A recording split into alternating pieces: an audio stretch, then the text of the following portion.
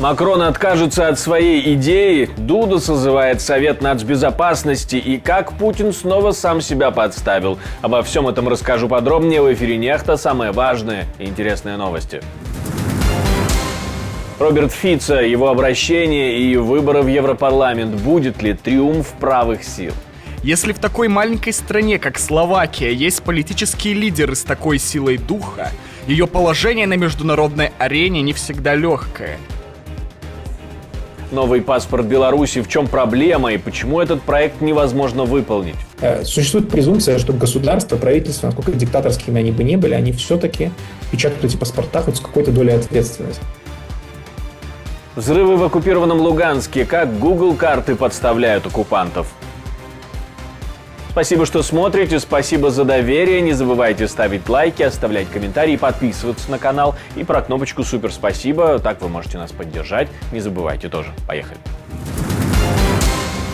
Франция пока не будет отправлять инструкторов в Украину и хочет для начала создать соответствующую коалицию, которая могла бы поддержать идею Парижа, говорит премьер-министр страны.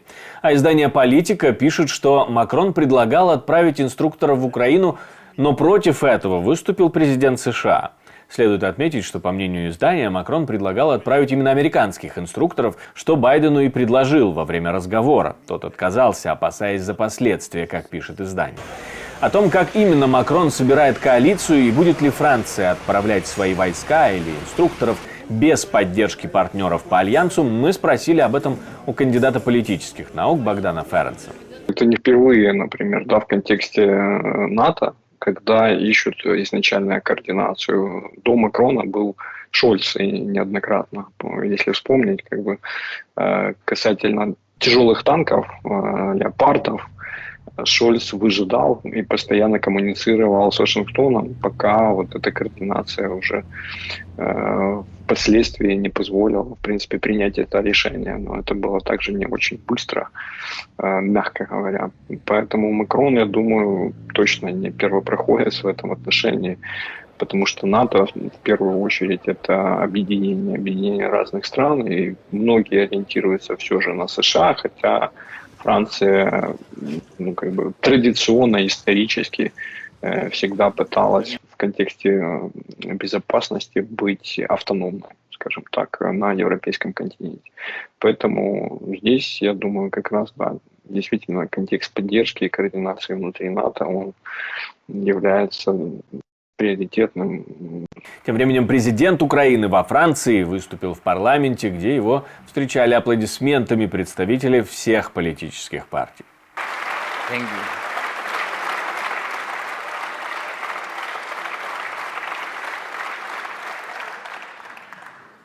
І коли вчора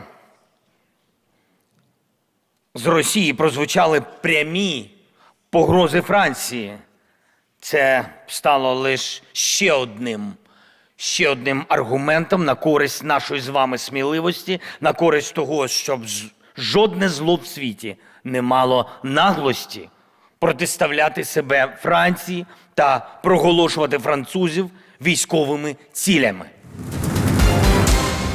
Взрывы в оккупированном Луганске. Оккупанты говорят о более чем 20 пострадавших. Публикуют последствия попадания в жилой дом. И говорят, что обстрел был произведен, конечно, американским оружием. Как-то так быстро уже определили и провели экспертизу. Но перед этим местные так называемые власти сообщали о том, что сбили целых 6 ракет «Атакамс». Значит, теоретически это может быть и собственное ПВО разрушило подъезд жилого дома. Вместе с тем в сети появляются снимки со спутника с местом попадания якобы украинских ракет. На них видна военная техника и пишут, что внутри строений был еще и личный состав. Вы и сами на самом деле можете убедиться. Все это есть на Google Maps, все стоит там, и снимки датируются 2024 годом. Путин мог раскрыть количество потерь российской армии в Украине. На встрече с журналистами 5 июня кремлевский диктатор заявил, что украинская армия теряет около 50 тысяч солдат в месяц. И отметил, что только половину от этого количества убитыми.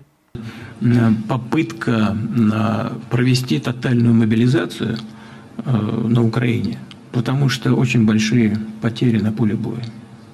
Это, знаете, примерно выглядит так. По нашим подсчетам, в месяц украинская армия теряет примерно 50 тысяч человек. Но это санитарные и безвозвратные потери. И то, и другое. Хотя безвозвратные и санитарные у них 50 на 50 примерно. И то, что сейчас проводится, да, вот эта тотальная мобилизация, не решает проблем. Потому что по нашим данным, из разных источников мы получаем где-то примерно 30 тысяч в месяц они набирают, мобилизуют. Ну, насильственно, не насильственно, но в основном сейчас насильственно, конечно, хватает на улицах, желающих там воевать немного. Вот. Поэтому по 30, но в прошлом, позапрошлом месяце где-то 50-55 тысяч, по нашим данным, они набрали. Но в Институте изучения войны с ним не соглашаются и говорят, что такого быть не может. И никаких признаков для таких больших потерь аналитики не видят. Но вместе с тем Путин указывает, что соотношение безвозвратных потерь украинских к российским войскам, то есть количество погибших, 5 к 1. То есть, если Путин допускает гибель 25 тысяч украинских солдат, то количество ликвидированных россиян 5 тысяч, по словам Путина. По статистике, количество потерь ранеными и выведенными из строя в 3 раза больше количества безвозвратных потерь, а не так, как говорит Путин, 1 к 2, 1 к 3. А это значит, что так называемые санитарные потери российской армии 15 тысяч. Итого выходит, что россияне, по словам Путина, теряют 20 тысяч человек в месяц. Цифры, конечно, не точные, и точные вряд ли можно где-то найти, но они приблизительно сходятся с теми, что озвучивают украинские военные. И это приблизительно равно тому количеству, которое российские военкоматы набирают на контракт в месяц. Об этом говорит Дмитрий Медведев, об этом говорит Руслан Пухов, член Гражданского консультативного совета Министерства обороны. Именно его слова приводят аналитики Института изучения войны. То есть по потерям Россия теоретически выходит в ноль. Президент Польши созывает Совет нацбезопасности из-за ситуации на польско-белорусской границе. Напомним, 6 июня погиб польский солдат, которого ранил ножом один из мигрантов с белорусской стороны. Это подтверждает и Генеральный штаб польской армии. Словацкий премьер-министр Роберт Фицо обнародовал видеообращение впервые после покушения на него. Говорит, стрелял в него активист словацкой оппозиции, на которого он не будет подавать в суд или требовать компенсации. Nemám žiadny dôvod veriť, že išlo o útok osamelého pamätenca. У меня нет оснований полагать, что это было нападение сумасшедшего одиночки.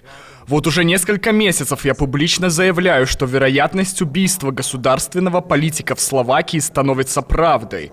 Если в такой маленькой стране, как Словакия, есть политические лидеры с такой силой духа, ее положение на международной арене не всегда легкое. Не все крупные демократические страны были довольны, когда я отказывался от бомбардировок Белграда или выводил словацких солдат из Ирака, блокировал введение обязательных квот для нелегальных мигрантов или радикально отвергал предложение об отмене права вето стран-членов ЕС.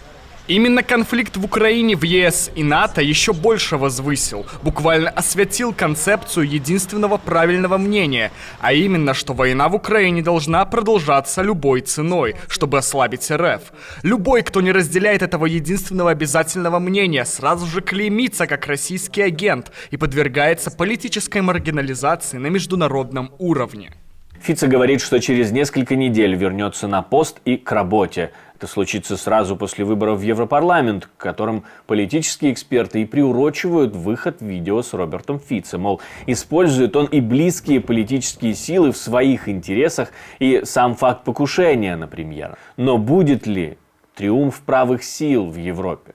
Фицо и партия Фицо, они всегда традиционно были частью социал-демократической семьи. Это как раз та семья, которая против правых. Но, исходя из своей политики, мягко говоря, также, особенно до того, как он победил и стал премьером в очередной раз, его партия была или исключена, или их участие приостановлено в альянсе социал-демократов европейских. Поэтому я бы, в принципе, Фицу и его партию не относил бы к правым, потому что они точно не будут объединяться внутри фракции в Европейском парламенте с правыми, я так думаю.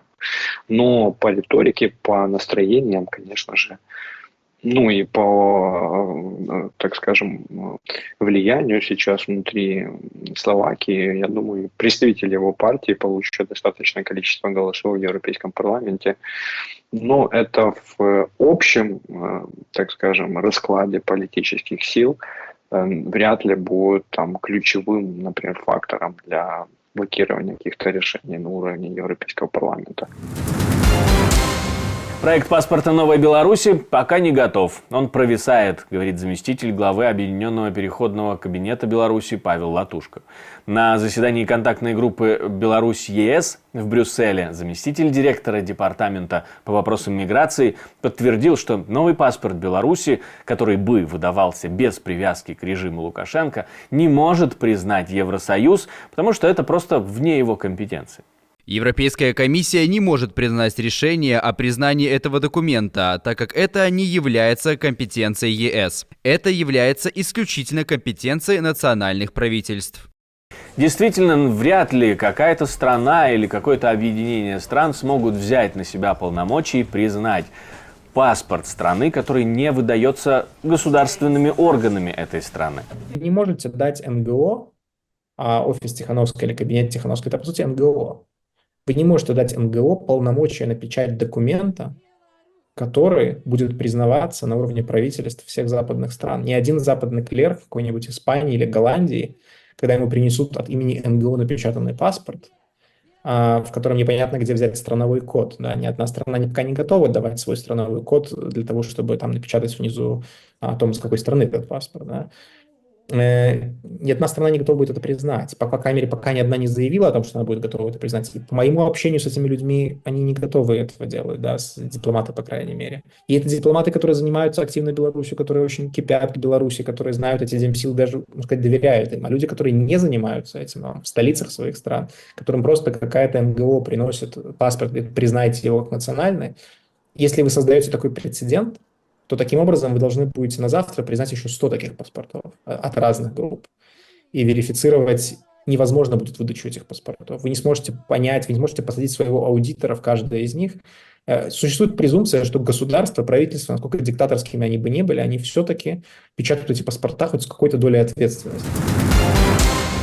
Палестинские митинги продолжаются в разных частях мира. Иногда для того, чтобы утихомирить протестующих, полиция применяет силу или спецсредства. Так было в Канаде. Полиции пришлось применить слезоточивый газ для разгона митинга.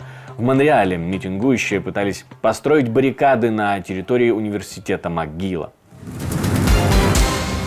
Я хочу напомнить вам, друзья, что мы существуем только благодаря вашей поддержке, ваше спонсорство, донаты, то, что вы нажимаете кнопочку «Супер, спасибо», помогает нам создавать новые и новые видео, это очень важно, поэтому не останавливайтесь в этом, не останавливайтесь, не сдерживайте себя в нашей поддержке. Также ставьте лайки, оставляйте комментарии, подписывайтесь на канал, и все это непременно очень важно. Ну а у меня на этом все, до встречи и хороших вам новостей.